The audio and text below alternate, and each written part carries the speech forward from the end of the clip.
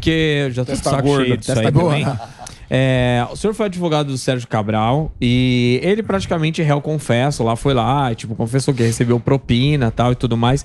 Eu queria saber, assim, como é defender desde o início até o final, como é defender um cara desse que já confessou, olha, eu recebi propina, eu sou culpado, o dinheiro tá no meu... Quer dizer, não tá mais no meu bolso, tá por aí. Como funciona isso? Então, defender um político sempre é mais difícil, porque além da questão jurídica, tem uma questão envolvendo a opinião pública. A opinião pública quer saber por que isso e por que aquilo, e a imprensa, nesses casos de políticos, elas muitas vezes elas ajudam e muitas vezes elas prejudicam a investigação. Sim. Independentemente, porque acontece, e a gente está vendo agora, com toda essa polêmica envolvendo o presidente Bolsonaro, tem um juízo prévio a respeito disso. Opiniões de A a Z a respeito dos fatos sem conhecimento. No caso do ex-governador Sérgio Cabral, quando eu fui contratado para defendê-lo, eu não fui contratado para defendê-lo para que ele recebesse uma canonização. Muito pelo contrário. Eu fui contratado para tentar buscar a liberdade dele, porque ele era o último dos presos da Lava Jato, e não tinha justificativa para que todos os ex-governadores ou políticos importantes tivessem sido colocados em liberdade, e ele não. Eu não estava ali defendendo a impunidade, eu estava ali defendendo a injustiça de manter alguém preso por tanto tempo. Ou seja, era melhor que tivesse, se todos tivessem preso, ele deveria continuar preso, mas como alguns já estavam soltos, mas ele deveria ser solto mais Uma coisa vezes. também, que o processo não demorasse tanto, porque essa demora do processo é que gera impunidade. Sim. Então porque ele não foi condenado. Ele não chegou a ser condenado, entendeu?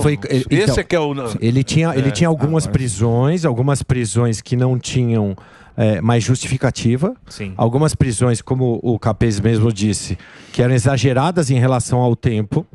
E literalmente esqueceram de andar com os processos. Então por que ele continuava preso? E agora está se vendo nessas operações da Lava Jato, que aconteceram, em algumas delas, não vou dizer que todas, porque tem São Paulo, tem Curitiba, tem Brasília, tem Rio, está se vendo que o procedimento é muito importante para o processo. O procedimento anterior para uma investigação foi viciado com algumas coisas, seja com... Não, mas ali é, doutor. Ali é réu confesso. Não, mas eu não tô dando o exemplo dele. Eu tô dizendo o que se viu nas investigações, algumas coisas que não podiam acontecer. A legislação brasileira, ela é muito taxativa. Não se pode utilizar uma prova obtida através de meio ilícito. Mas não teve nenhum santo ali que estava preso. Tudo com certeza. Eu não estou entrando no mérito. Deixa eu perguntar uma coisa para vocês agora. Deixa eu só perguntar um negócio. Por exemplo, a Petrobras pagou para os Estados Unidos não sei quantos milhões que foi... 6 bilhões de reais voltaram para a Petrobras. Então, vai ter que devolver dinheiro para a Petrobras? Ela foi lesada em 25 bilhões de reais. E os diretores da Petrobras vai ter que voltar o dinheiro para eles? Então... Vai ter que voltar lá. Como é que ele chama lá aquele que... primeiro gerente lá. O Barusco, Pedro Barusco. O Cerveró vai pegar uma grana? Não, então. A justiça vai ter que decidir a respeito disso, porque agora o Supremo Tribunal tem dado decisões anulando as ações desde o começo. Qual é a consequência disso? O cara que confessou que pegou vai receber o dinheiro de volta? Moralmente falando, jamais. Sim, mas acontece o seguinte, Emílio, por que a justiça considerou o Moro competente para julgar aquele caso? Depois foi para o Tribunal Regional Federal, segunda instância, competente para julgar o caso. Vai para o STJ, competente para julgar o caso. Chega, na última hora, o que era competente passou a ser incompetente e você anula tudo. É uma justiça bipolar. Então é isso que eu queria... É a pergunta que eu queria fazer para você. Qual a importância e o papel que a grande mídia, pressionando, fabricando às vezes escândalos ou não fabricando, qual o papel que ela tem na formação da convicção do juiz no caso? Você tem mais dificuldade em casos de repercussão do que em casos que não tem repercussão? Qual é o papel? Como é que está para advogar hoje, pegando agora o gancho da nova Lava Jato, que é contra a liberdade de expressão? como eu disse, é muito mais difícil você advogar porque você é bombardeado por coisas que não tem no inquérito, que não tem no processo. Porque a imprensa vem e os repórteres, de fato, eles são diligentes, ficam mandando mensagem. Doutor, fulano de tal falou isso, agora falou isso, agora falou aquilo.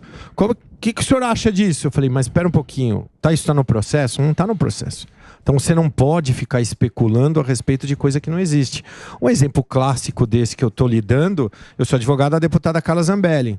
Ela é acusada lá pelo tal do Walter Delgatti, que ele não foi classificado por mim. O hacker, né? O hacker. A Polícia Federal escreveu que ele é um mentiroso contumaz.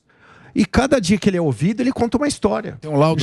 Eu estou esperando o dia que ele vai falar que a Apple é dele.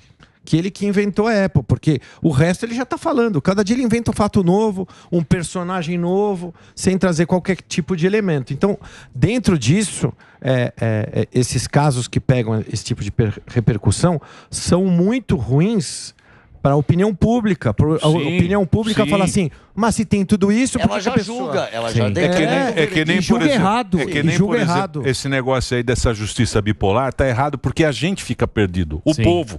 Porque a gente tem que acreditar na justiça. Aí cumpra-se. Não tem justiça, virou anarquia geral. Desnorteia o mundo sem a justiça, né? Mas agora, ele é filho de um grande criminalista. Que nem, por exemplo, saiu, você leu lá o editorial do Globo lá? Diz que agora o STF tem a chance de rever o editorial do Glóbulo. Samidana. Do Glóbulo. Não é o Pânico Fake News. Isso. É o Globo, o Dr. Roberto. O STF tem a chance de rever a decisão sobre a Odebrecht. Tem a chance de rever aquela decisão que já está decidido. Para a Suprema Corte. Você é do tempo da Suprema Corte? Sim, o pai dele foi um grande criminalista. Você falou, os velhinhos do Tribunal de Justiça de São Paulo que liam o processo. Tem que ler processo, não tem que ler jornal. E aquela decisão bonita que a gente não entende. Mas que vai no âmago do processo. A Suprema Corte, ninguém pode entender. Ontem eu entendi tudo, eu fiquei vendo o bate-boca lá do Moraes. Tá aparecendo Pânico. Aqui não dá. Se é pra fazer coisa ruim, faz. Se é pra fazer ruim, deixa que a gente faz. Deixa que a gente faz.